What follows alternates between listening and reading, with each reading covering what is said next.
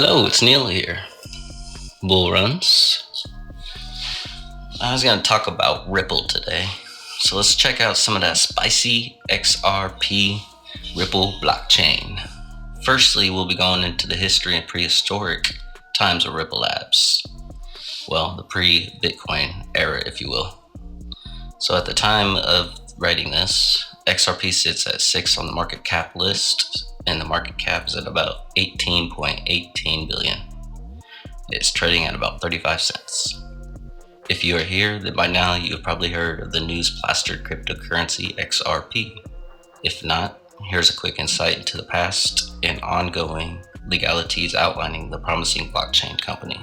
Ripple has been and is a centralized financial technology, fintech, company constructing products for global payment problems through its remittance system, payment settlement, and exchange.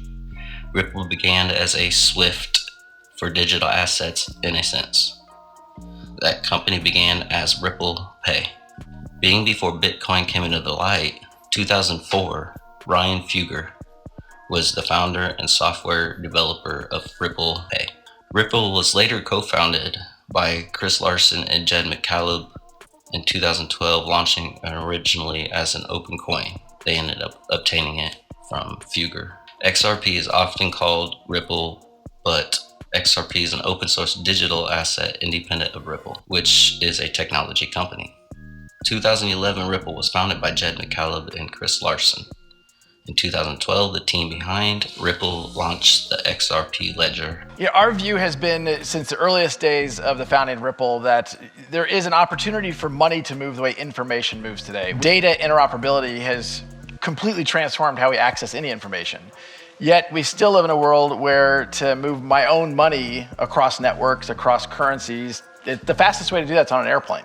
That's a crazy statement when I can go stream video from the space station. My own personal point of view, this isn't really a Ripple point of view, but the diversity of constituents, I don't think we're going to get away from a cashless society anytime soon. XRP being the cryptocurrency and the native token of Ripple, it's pre-mined and has a total supply of 100 billion tokens.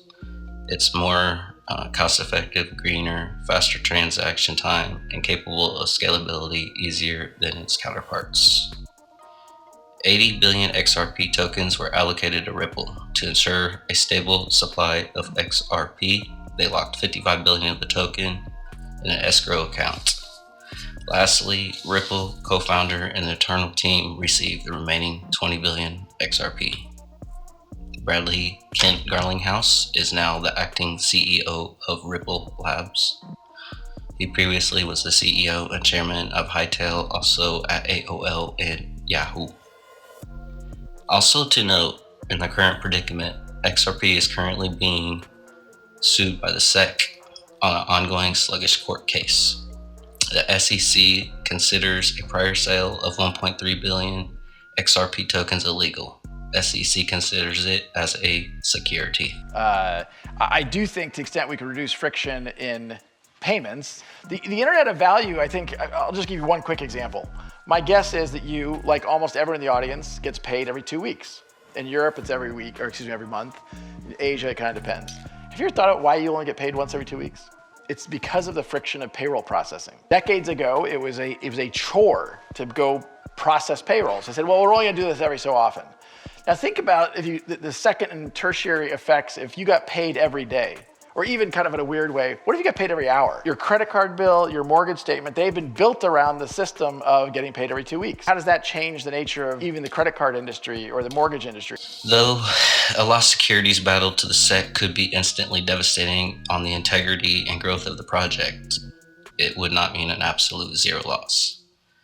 CFTC, or the Commodities Future Trade Commission, has previously considered BTC, Ethereum, Tether, and etc. commodities. CEO Bradley has expressed on Twitter that the SEC brigades on Ripple, but whilst having meetings with and behind the scenes with FTX execs. CEO Bradley said a few countries have reached out for the relocation.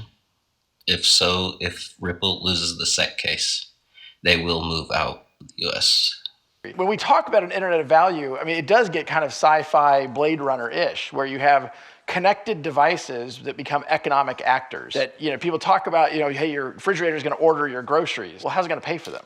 How is that going to flow? Are you just going to embed a credit card into your refrigerator? That would work if the average payment size is, large enough. But do we not think there's going to be micropayments where people are spending a penny or a dime? Some countries clearly have provided more regulatory certainty, clearer rules of the road.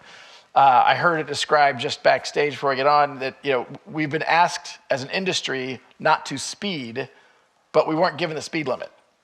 And so it's really important, I think, that governments globally provide frameworks, and it'd be nice if they're all the same, but they don't have to be all the same. It's just the companies investing and building capabilities need to understand what are the rules of the road so that we can hire and invest and understand when we go live with a bank in Singapore or Thailand or the Philippines, what they need to know to go live, and we can work within those constructs. The U.S., on one hand, I think the U.S. has done a good job, and the SEC's gone after some of these scams. There's definitely been fraud in the ICO market, and I think that's constructive and healthy to weed that out. But I also think, in contrast really to what we saw happen in the internet space in the late 90s, the U.S. provided clarity, and a lot of it was hands-off clarity, but there was clarity, and we don't really have as much of that yet with the U.S. government. Besides all of the FUD, besides all the fear, uncertainty, and doubt in the headlines, the use cases are feet on their own, in my opinion. Partnerships with banks and financial institutions around the world, to the likes of Canadian Imperial Bank, Bank of America, Kodak Mahindra, Bank of India, Itaú Unibanco of Brazil, Siam Bank of Thailand, Leon of China, and many more. Google, MoneyGram, and American Express are among some of the other giants backing or involved with the XRP Ripple. Yeah, it did take a big leap within the last week here or so, but with the ongoing battles, you're just going to see it. It's going to be very bearish, I feel like, up until we see like a final. And I think I read somewhere they're talking about you probably won't see it into this case until about March next year or the spring next year, pretty much. Just when they'll get a final understanding or verdict of the situation. But with that, I'm keeping an eye on it. They have such a huge use case, world adoption for sure between banks and all that. You got Thailand, Japan, China, India, Canada, Brazil, all banks in all those different areas. But yeah, huge use case as far as like being transparent and swift, like a Swift in a sense, but for digital assets. It's just a hard one a hard pill to swallow for an investor to want to jump right into this. And that's kind of where I sit as far as investing in it. But that's not to say that it will lose any use case. It will just be, he's already stated that he would move out of country, so it would still be an operating, functioning cryptocurrency. It's just, they wouldn't be operating here. Just, they would lose a ton of money. They would lose a ton of support as far as backing and stuff like that. So it would definitely drop it, but it probably wouldn't. You'd probably see a loss there for a moment, but it would probably rebound, I would imagine. But with that, it seems like a decent cryptocurrency to keep an eye on. It's bull runs, Neil. Bull runs.